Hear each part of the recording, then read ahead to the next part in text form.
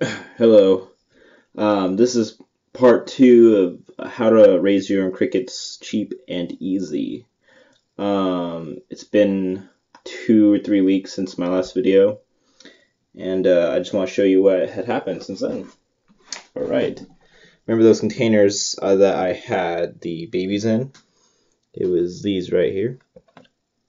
They had dirt in them, and they were laying eggs. That I talked about in my video. I was talking about how they're stacking up on top of each other, laying eggs and eggs and eggs.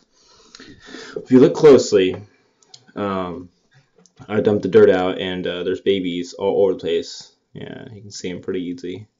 There's probably like 300 to 500 babies running around in there. And yeah, I dumped the dirt upside down. And I broke it apart because there was egg clusters and egg clusters. I didn't want them to get trapped in there. I should have used peat moss, like a lot of people do, like commercial growers. You use peat moss. Peat moss is like it's extremely easy to move around if you're an insect or if you're a plant. So peat moss is the best thing for baby plants and critters.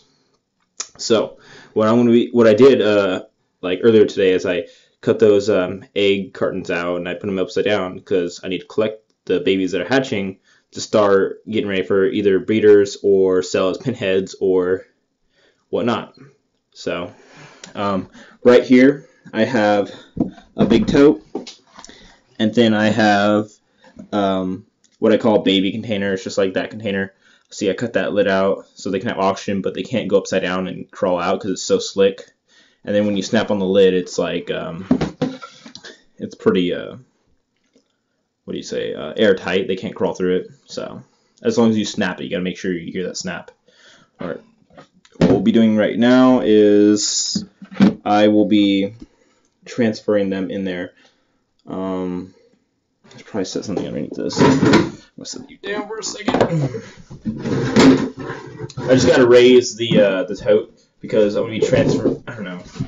I'm gonna see if this works right now because I was gonna have the tote, so just in case when he jumped out, I could just easily collect them. So I'm gonna try it this way. I'm just gonna move that right next to that. I'm gonna go ahead and grab one of these. Oh yeah, look at all those little buddies. I'm gonna tap it.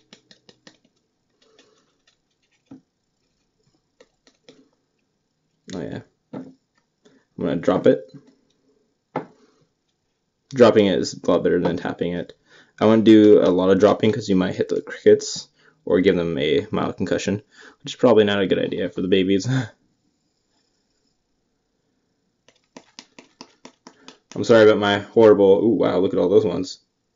Just hundreds of them. Sorry about my bad camera usage. Trying to do something while capturing it. It's a little difficult.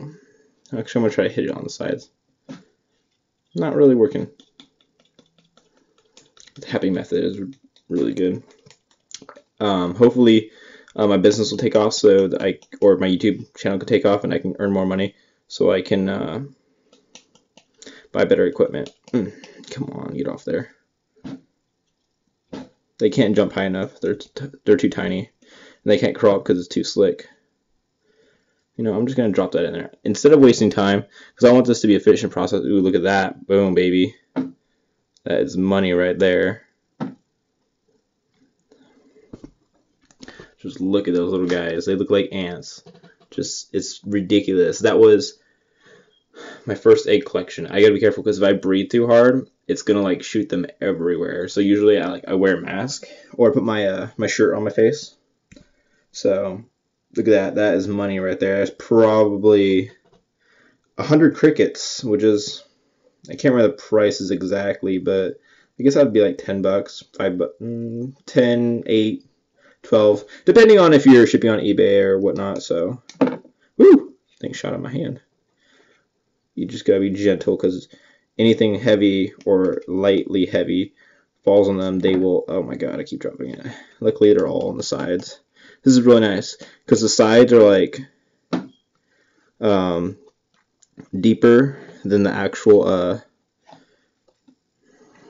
See, yeah, you can see the indents. So they all crawl to the outside because they're trying to crawl up or jump away, and they can't do it because it's so slick. I see like there's a couple that are being a little more successful in climbing up, like you can see there and there, and they can try, but they'll pretty much fall. They always do. I want to invest in sticky tape because I heard sticky tape, or not sticky tape, but slick tape. There's a type of slick tape that they can't jump or crawl on, and they'll just fall down. So I just want to invest in here in a couple days. So, well, those are my babies. Pretty much, take those Powerade bottoms out, or you fill them full of peat moss. You put them in with the adults. You leave them in there for. I left these in there about 3 to 5 days, and there's some more eggs in there. I know it can't focus, but if you see little white ovals right next to those big white rocks, those are more eggs, and I still have thousands to hatch, or I guess hundreds and hundreds. But yeah, my first batch of babies, not that hard. The white ones are the ones I've hatched that day. They get darker when they've been in there for more than a day. But so I'm gonna go ahead and put the lid on these guys. I'm gonna do some research on how to keep them fed and happy. I've grinded up some grain and some organic, like it's kind of like cornflakes. I've grinded them up, and so it'll give them a good source of protein and iron and everything that they'll probably need. And I also got some like rye flour. I'm probably gonna buy some cornmeal tomorrow because I know that the commercial growers use cornmeal or a type of cornmeal, but I know that they have like their own secret recipes that they particularly use that they don't like to give out. It's like a family thing, which I'll be developing my own. But what I'm going to do is I'm growing fodder, which if you don't know what fodder is, it's wheatgrass that you grow really fast. It's like barley seeds that you grow. There's more egg clusters right there. So I grow that. It takes like 7 days to grow into a nice tall like green luscious stalk of grass, and then I'll cut that off and I'll drop it in there, and I'll get a great source of water and a great source of nutrients because cows eat grass. All of our livestock eat grass. Why can't these guys eat grass? And plus, I fed it to the adults, and the adults just eat that up, and they love it. Well, thanks for watching my video. Subscribe, and I'll be having more updates. Hopefully, I'll get better at making videos, but just stick with me and see where we go. Goodbye.